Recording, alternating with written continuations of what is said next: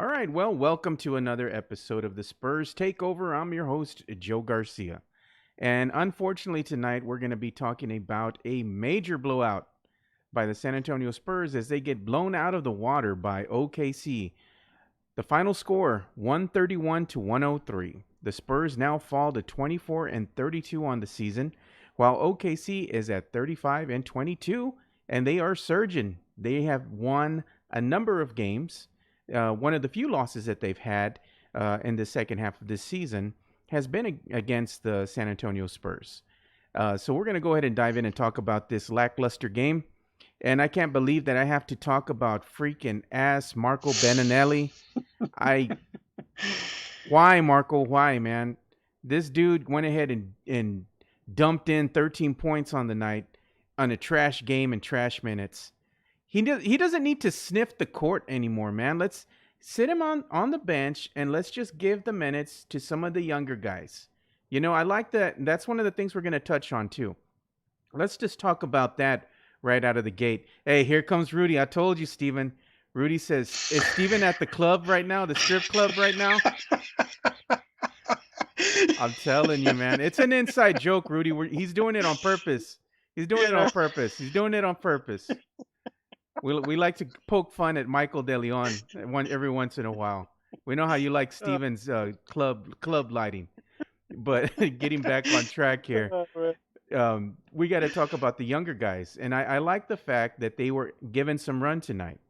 We always say, like Jonas was saying before we came on, Spurs Nation here is always emphasizing how the young guns need to get some run. Well, they got some run tonight, and I was happy that they got some run because you know what? They need some experience. Even if it's just trash minutes, whatever they get out there on the court, it's experience for them. Much needed experience. It's good to see them out there. We saw Keldon Johnson out there on the court, so that was a good thing for me to see. I wanted to see him play some minutes, and he got some.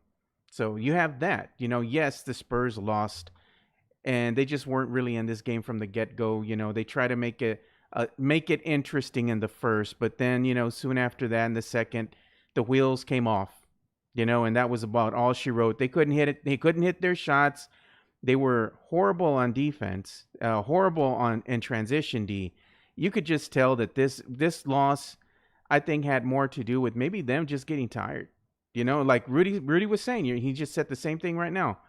He said blowout loss with the young guns. The young guys are playing is better than a blowout with 35-year-old vets. There you go. You have that. I mean, our starting five in tonight's game just wasn't up to par. You look down the board right here. You had LaMarcus Aldridge, who dumped eight points on the night. DeMar DeRozan had 11. Trey Lyles had 8. DeJounte Murray, man, 0 points on the night. Bryn Forbes, 10. You know what? This is the thing that I want to talk about with DeJounte. DeJounte, he just didn't have a very good night. I think that OKC really, put the clamps down on him. Didn't let him get in any type of rhythm. He wasn't knocking down those elbow jumpers as he was, in the last previous games. So they made it a point to focus their defensive prowess on him.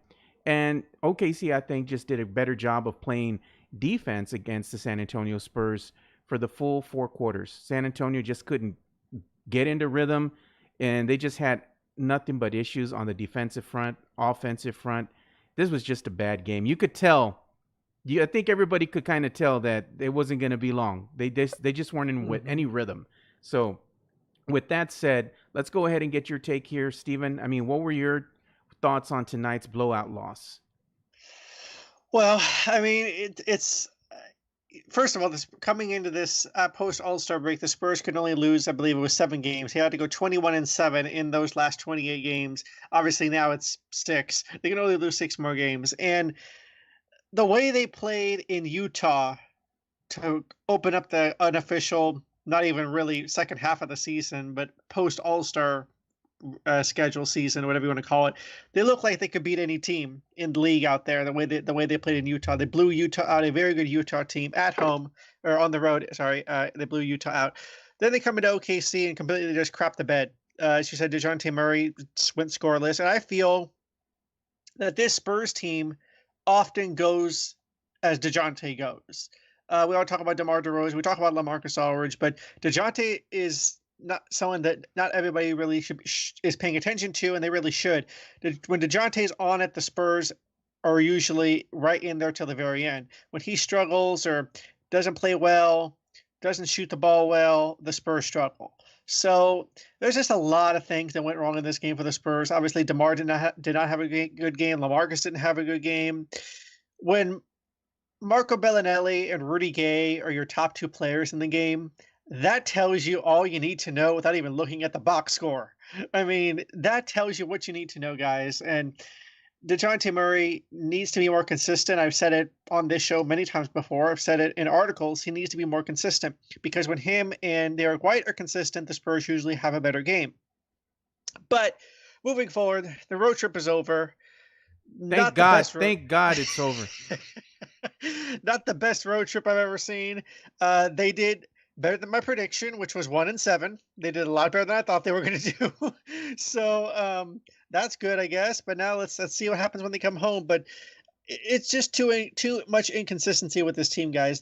I mean, when I saw them in Utah, I was like, yeah, they can make the playoffs. They have a very good shot of making the playoffs. Now I see tonight, I was like, nope, they're not making the playoffs. So who knows what's going to happen in the next couple of weeks? Yeah, this team is not going to sniff the playoffs. I don't care what anybody says. Yeah, it's not going to happen. It's not going to happen. But let me go ahead and get Jonas's take. But before I do, Jonas, I want to go ahead and tell you something that I was actually putting out there on Twitter during the game. And I'm going to say hello to Maxi. Maxi says hello. Hey, what's up? And shout out to everybody who's watching, Tim Rodriguez and Del Patro, Rudy Campos. Thank you all for watching. We appreciate it. Christopher Campos, Doris Campano Bosco. Thank you guys for watching. Basically, what I was saying is I think at times that DeJounte gets caught up and he kind of defers the ball. Mm-hmm. I don't know. It's not like all the time, but I think what he does is he kind of defers the ball to DeMar DeRozan and LaMarcus Aldridge when they're on the court. And I think when he does that, it can affect his game, because he's not looking to score first. He's looking more to get the starters in rhythm. And when DeMar DeRozan, who's been one of the most consistent players for the San Antonio Spurs, and then, they're going to want to try and get LaMarcus going. But when DeJounte is a little bit more assertive and he starts knocking down his shot and he gets himself in rhythm early, he can go ahead and score points. We've seen him do that when DeMar DeRozan's out there on the court, So I'd like to see him do that with a little bit more consistency. In the absence of DeMar DeRozan, when he was not in the game, DeJounte was actually scoring a lot more points. He looked great out there on the court in the absence of DeMar DeRozan for those 2 games when they were resting him due to back spasms. So DeJounte is capable of scoring. I just think it's his mindset is defer first and then look for his shot later. And I just want to see him be a little bit more assertive. And if he has an open look, he has a good shot, at making an easy basket, just take it. I'm sure that's going to help the team just as much as it would for him to defer the ball at times, But I think it's just part of his inexperience at times. And I love him as a player and a point guard. And it's the same issues like we talk about, Jonas. Tony Parker had his share of issues in the beginning, but he was able to rectify those with experience. And on any given season, he would elevate his game a little bit more. I think we're going to see the same thing happen with DeJounte. It's going to just take time. But that's what I was going to ask you about. Have you kind of seen him defer a little bit, or, what's your take on DeJounte? Well, I don't really think that DeJounte is so much deferring out of feeling of need. I think that he just kind of decides that he wants to. Don't forget, the other night against the Utah Jazz, DeJounte had another great night, 23 points. But one of the biggest things is he has to find that rhythm. He's shooting about a 48% clip before the AllStar break ended. So it really just comes down to making your shots, right? And a little bit more consistency and efficiency there. Driving to the basket more and taking some easier shots to get started. That's what I saw and noticed that he did against Utah. And we did have LaMarcus and DeMar out there for that Utah game. So It does show that it's not total deference. It might be just more of a rhythm thing. And he got into early foul trouble tonight. Oh, yeah. 2 early fouls. Definitely. Yeah, that definitely affected what he was able to bring both offensively and defensively. He really definitely calmed that down. He played all the way until the end for the most part, but uh, it's that's really what sticks out for me. I don't think that DeJounte uh, is really deferring. I think he's just trying to maybe get other players involved. Don't forget, like as the season has gone on, our main 2 points, as you mentioned, Joe, of consistency. One is DeMar DeRozan, but you also have LaMarcus Aldridge, another heavy point of consistency. So as the team struggles out of the gate, it's not really surprising to see him try to find those two guys. Yeah, tonight DeJounte Murray just didn't have a very good game. And as we said, credit to OKC's defense in that regards. But we do need some of our starters to kind of step up. We're already this far in the season to be this inconsistent all the time. If somebody's not scoring or playing up to par, somebody else is going to have to step up their game. And unfortunately tonight, that just didn't happen. And then we look at the bench scoring, and we had Rudy Gay, who hit 14 points on the night. And then he was followed by Marco Beneletti's 13. Man, what is that noise, dude? It's like a scratchy noise. Do you all hear that? No. I heard like a clipping. I do hear it. Yeah, I heard a clipping or a scratching. I'm sorry to interrupt everybody, but yeah, it was annoying. I don't know what it was. But, we need to have some more consistency from our starting five. It all starts and stops with them. The bench at times, they've kind of helped us this season and actually saved our ass sometimes by having very good games. It's just all this consistency is getting very frustrating to watch as a Spurs fan. I know I'm sick and tired of it. And this is just part of the building process. Right now, we're in that rebuilding phase.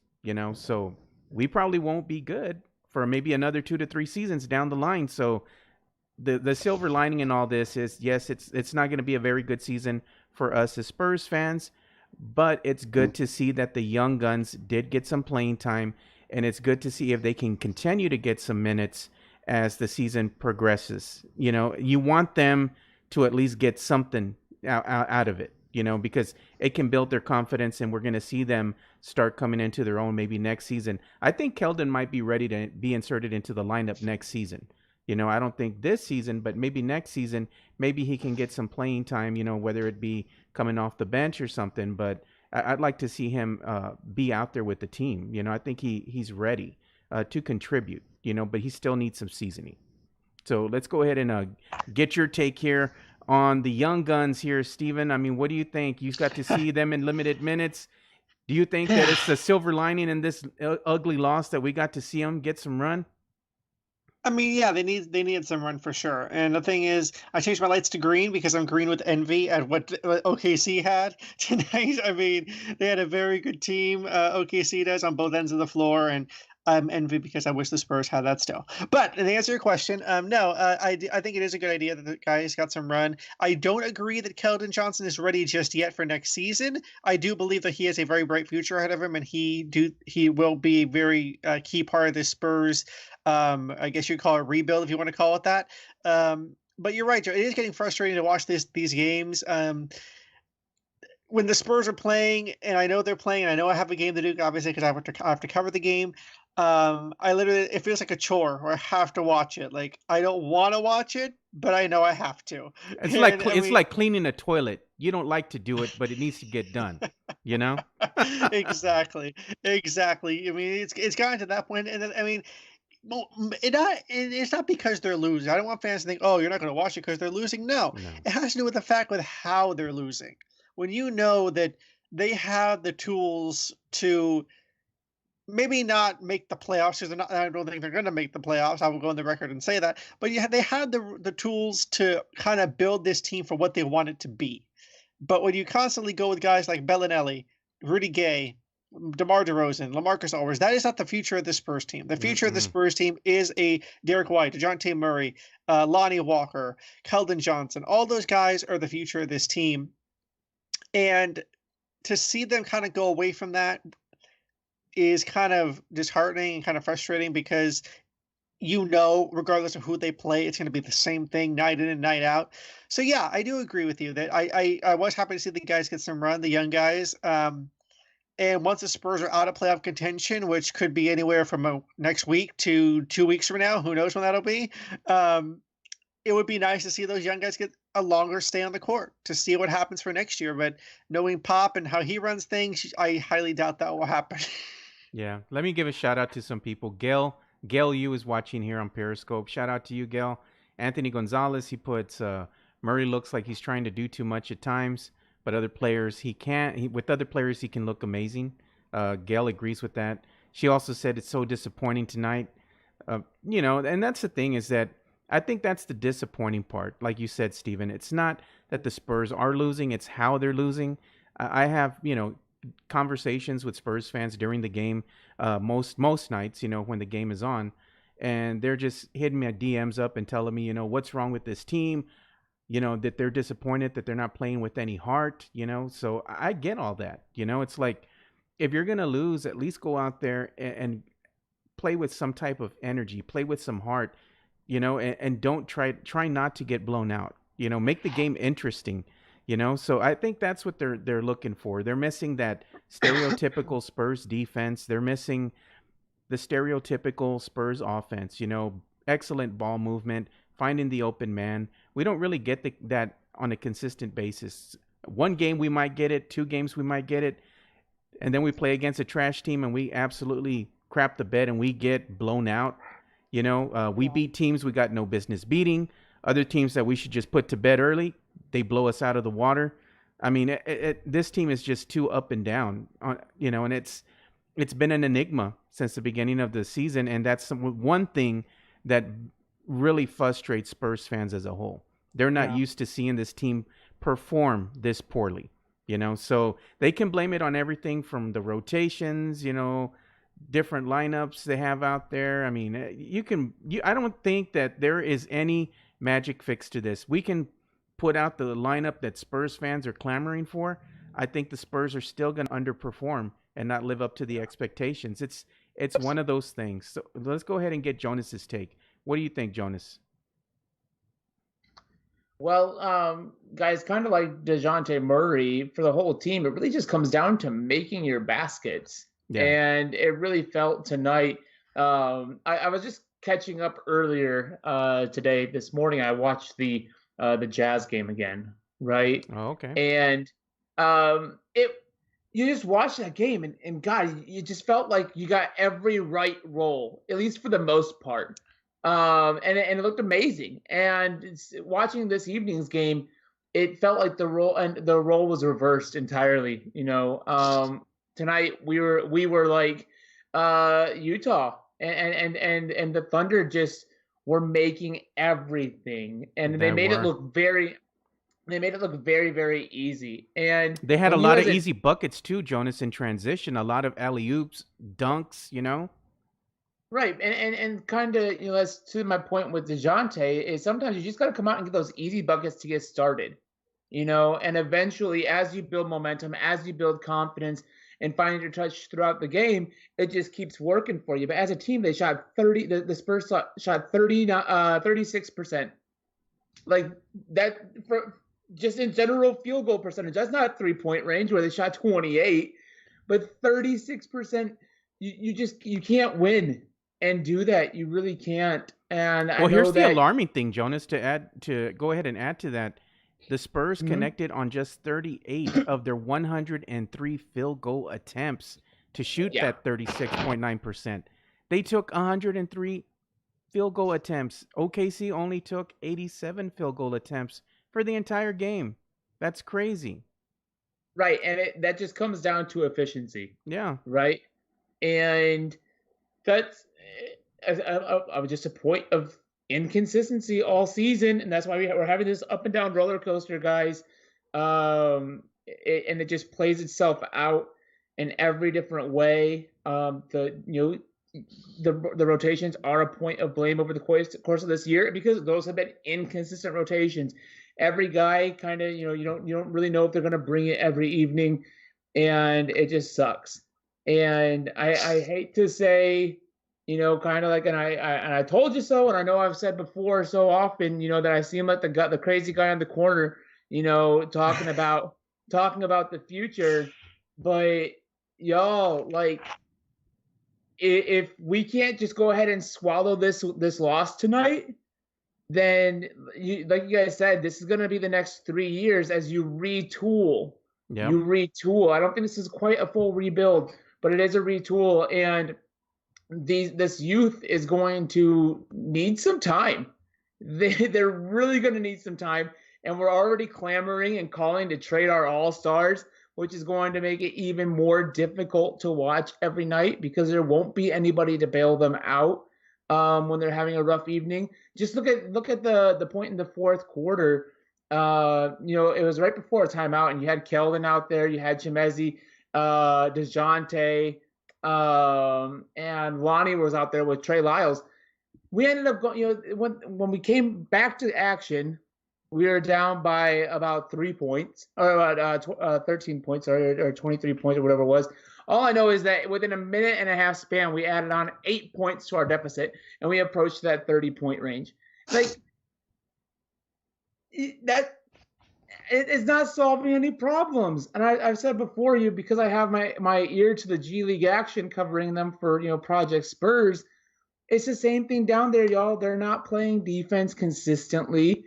As a team, they're averaging something like 114 points. So the offensive production, sure, but then you just get into a shooting match with other teams that just have more firepower. Yeah. And if they're more efficient, then they're going to win. And that's where it just seems like every night's a gamble. So Stephen, where you might have a hard time watching, right? I love it. I have not the fact that we're losing, but the fact that any game, you never know what you're going to get, and that kind of sucks. Yeah. From the standpoint when you're really trying to push for a 1 seed and stuff like that. I told you guys before, my other sports affiliations aren't normally the top teams in their respective sports, so I'm always an underdog and just hoping for any given chance. The Spurs have not been that for me. They've been more the champion. But now they're kind of finding their way into that Kool-Aid or that mix of it could be an amazing game or it could be an awful game.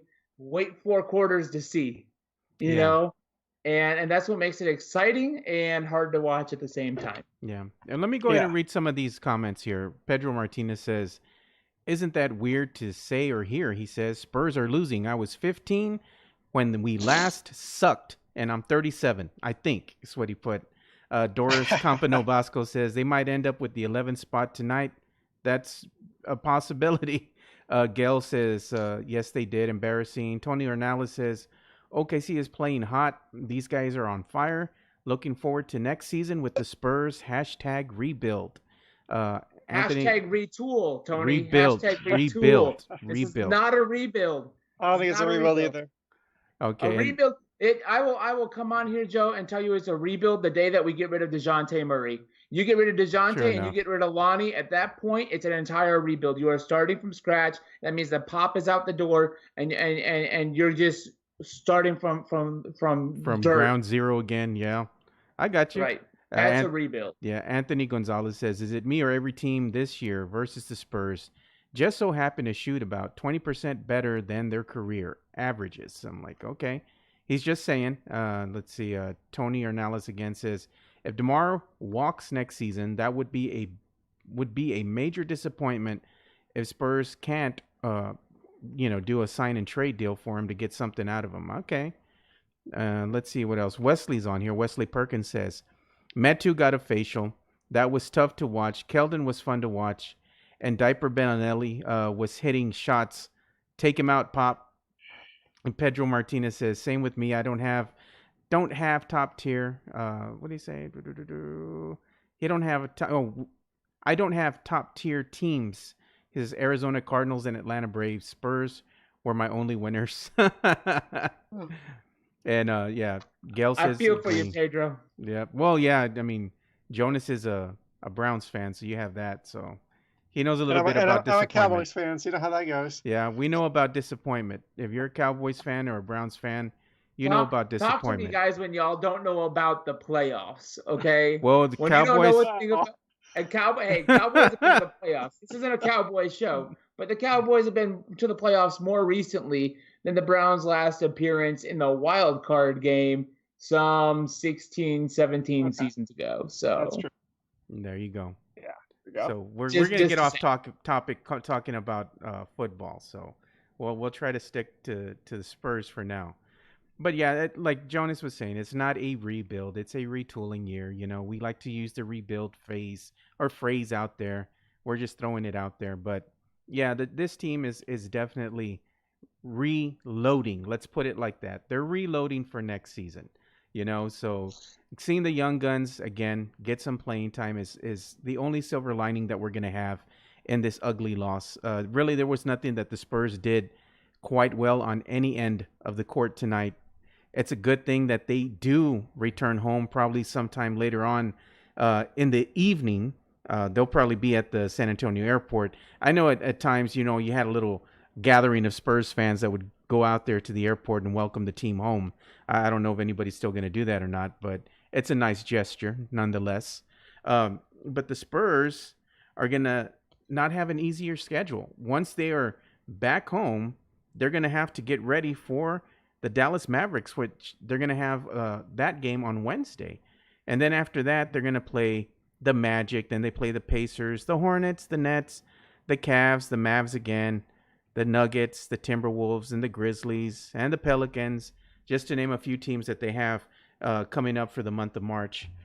So their schedule is going to not be super tough, but they're going to be playing teams that are obviously playing at a higher level than the Spurs are. The Spurs are just, like I said, too inconsistent, and you have some teams that I just named that are really going in, you know, vying for that playoff spot. You know, so you can't really take any of these teams for granted. Again, the Spurs, for whatever reason, especially against this Cavs team as well, man. I don't know what it is, but the Cavs have no business being in the game with the Spurs, but for whatever reason, the Spurs let them in and they make the game interesting. You know, those are games where you're saying that's not going to be a blowout, even though it should be. It's not. Oh, and here we have Tony Ornelas. He says it'll be a rebuild because DeJounte and Lonnie are still learning and they are still dealing with inconsistency. Okay, I get that. And he says they're still dealing with inconsistencies until they are consistent. It'll be called retool. And Gail says, do y'all think Becky should have more input if she doesn't already? Well, that's the thing. I think you had pointed to that, Steven. Maybe Becky's been the one, you know, calling more plays than Spurs fans realize, you know? Maybe. I mean, she could be. I mean, should she get more input? I mean, I'm not in her head. I don't know what she's thinking, but just by her look on the bench, she looks frustrated. Tim Duncan looks frustrated, but then again, Timmy has the same look he always has. So I don't know about that. But I mean, you know, the Spurs just look frustrated as a whole. Becky, I think there's speculation that Papa's going to retire. I'm not saying he's going to retire, but there is speculation he's going to retire. Steven's breaking news. Breaking news. There is speculation he's going to retire after the Olympics. Don't quote me on that. I'm not saying he's going to retire, but there's speculation out there. If he does, could Becky be the next coach? I don't know. But I do think she should have more input if she doesn't already. I mean, she's Pop's second or person in command for a reason. I think that she probably does have a lot of say in what happens on the court. We just don't see that because it's not our business to see that. So, yeah, I think she does a lot more than meets the eye. Let's just say that. I like her takes when she talks to the media after games. She's informative. She's well-versed, very intelligent, and she's not condescending to the media in any way. They ask her a question. She answers the question. She doesn't play around with the media kind of like the way Pop does, because that's what everybody expects from Pop. You know, hey, we're going to have to ask him a good question because if not, he's going to roast us. You know, that's part of the allure with Coach Pop. But Becky's a different individual altogether, and I just think that she's like no nonsense. She sticks to, you know, the points right away. She engages with the media. She talks with them, and they're more willing to ask her questions than, let's say, one Coach Popovich. So I think that would be an interesting turn if she does, in fact, become the new Spurs head coach at some point in time, how that interaction with the media will play out. I think it's going to be a different atmosphere. Let's put it like that, you know? Mm-hmm. So that's interesting. But in closing here, let's go ahead and get your final thoughts on this game and the future for the team moving forward, Jonas. All right, Joe. Really quick, before I get to my answer, I would like to let Anthony Gonzalez, who's watching on Reddit, know that releasing Carroll, there is not another roster spot available. They already filled that with Keldon Johnson with the call-up. Remember, Carroll, in his last days with the Spurs, wasn't even dressing for games. He was behind the bench, and he didn't even make the road trip. So there is not another spot open for the team to make another call-up, per se. They're kind of maxed out at this point. It just depends on who's rotating in and out of street clothes at this moment. But as for the game and the future of the Spurs, y'all, I mean, it's just one of those things that I'm still not counting this team out. I know that the numbers are stacked against us, but again. So you're telling me there's a chance? I said this, Joe. I said this since early December when y'all were telling me that the season wasn't going to count for anything and you didn't see playoffs in the future for this. Joe, I'm telling you, man, like until we are mathematically eliminated, we're almost there. We're almost there.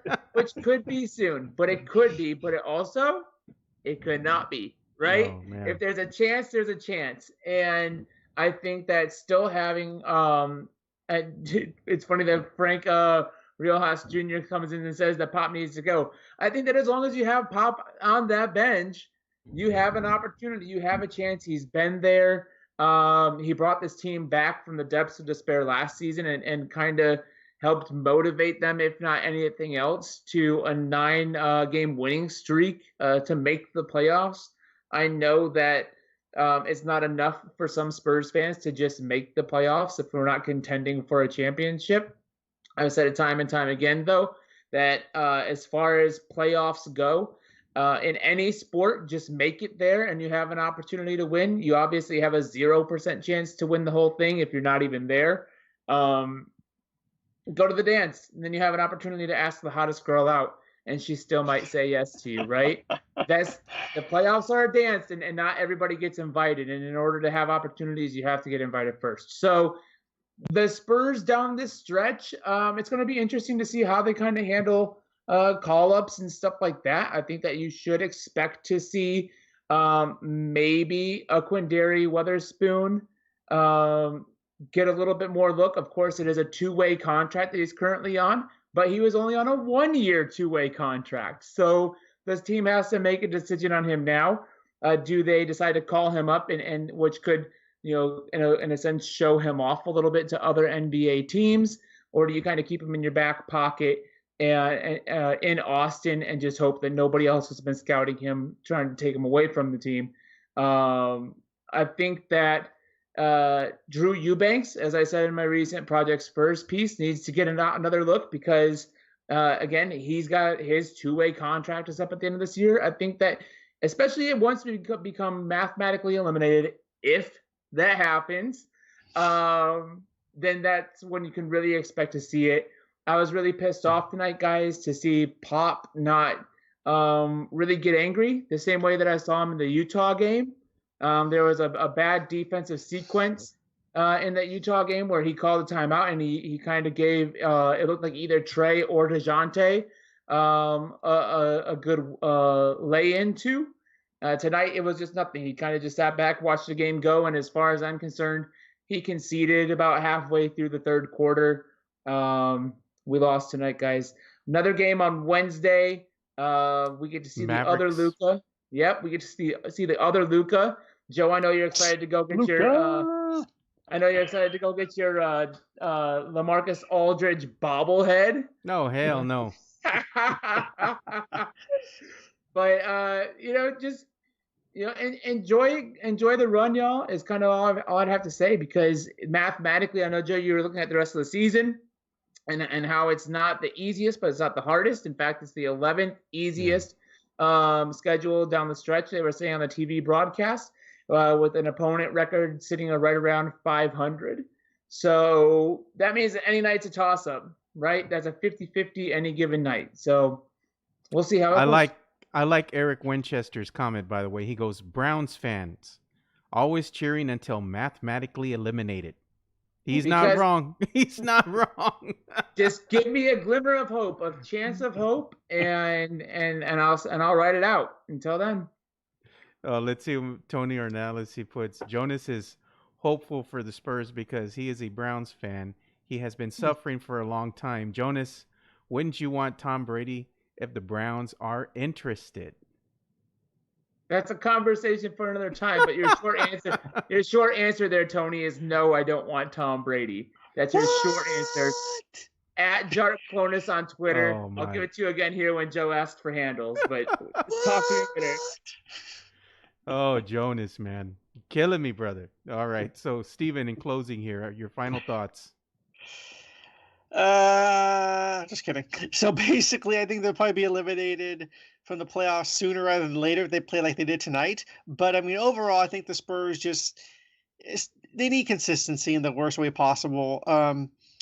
They're not going to get it this year. Obviously, they're not going to be consistent magically by tomorrow morning when they come home. It's just not going to happen.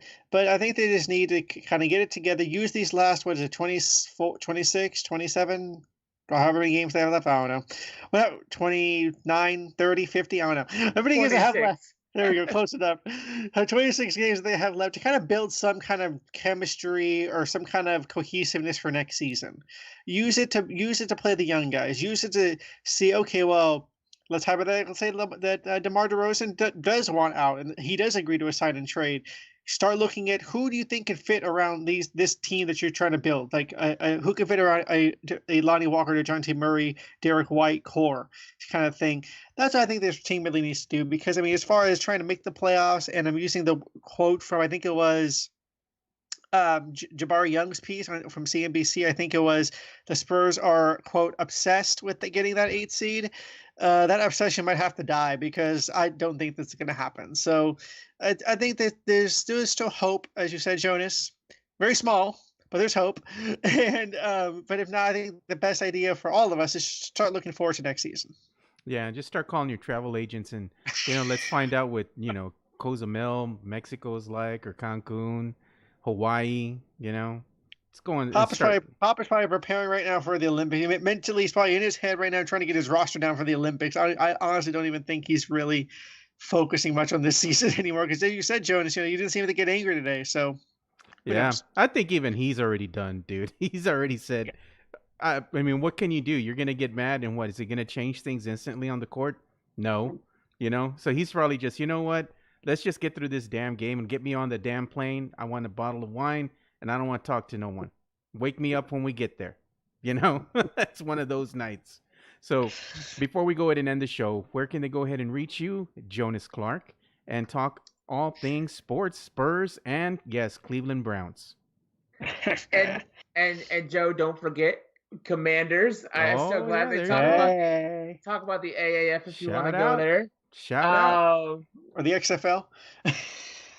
The XFL, I'm still bitter a bit yet towards that league. Of course, we're diving into baseball season, which in San Antonio is another season. Guys, we do have the SA Missions in town. So, AKA the Puffy Tacos.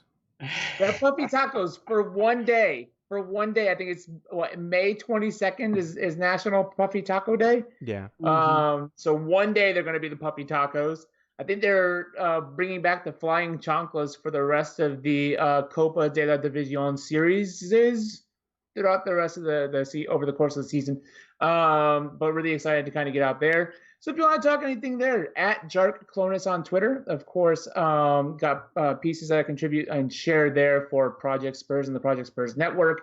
On the Austin Spurs, where we've been seeing a lot of these guys kind of get their development and their time. Keldon doesn't come out and look the way he does this evening without the time that he spent up there. So look for stories. And we are getting ready, guys. Kind of fun news to launch a podcast with regarding the Austin Spurs. It's the I believe we're calling it Forever Toros, and we're going to be doing our first episode this week.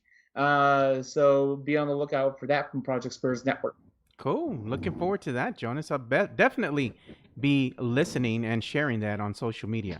So, Steven, where Thanks. can they reach you and talk about all things sports? And one of the things that we need to say is that Steven covers local San Antonio sports here, which is a great Yes. follow because Everything. if you want to know Everything. about the Rampage, then the season that they have left here in San Antonio FC, UIW football, Steven's your guy. So where can they reach you, Steven? Yes, as you said, Joe, I am your guy. I'm your guy for everything. I'll get to that in a second. But you guys can follow me on Twitter, on Instagram, and Facebook at @TheStephen_. As you said, Joe, for the Project Spurs Network, I'm covering everything from UTSA football, UIW football, SAFC soccer, which starts in exactly 2 weeks, and I'm very excited, as you can tell. You have San Antonio Rampage, who their season, sadly, is going to be ending. Yes, teardrop. Yes, for them, they return home from their road trip on Friday, and you guys can follow my coverage on there. I said I'm a man of everything. Well, I also cover TV news, entertainment, doing UK news, Australia, UK, USA, TV news, and I just entered into the political field. I'm going to be covering the 2020 political race. You guys can follow me. Yeah, it'll be fun. You guys can follow me over there, and it should be a lot of fun talking sports, politics, and TV. I'm going to be a very busy man from now until November, so it should be fun.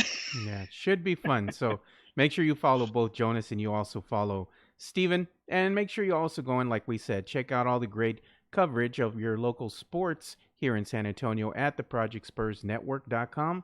And for all things Spurs related, make sure you check out the Project Spurs website at projectspurs.com.